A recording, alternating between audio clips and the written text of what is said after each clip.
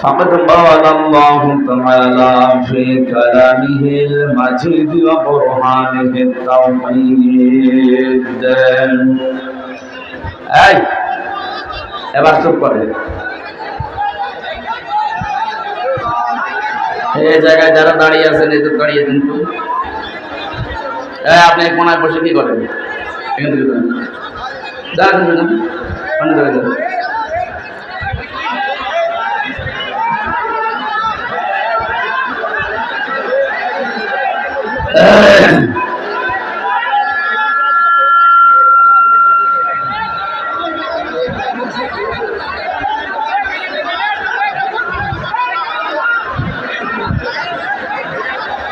ঠিক আছে ওরা একটু চিল্লা হয়েছে কথা বলা হয়েছে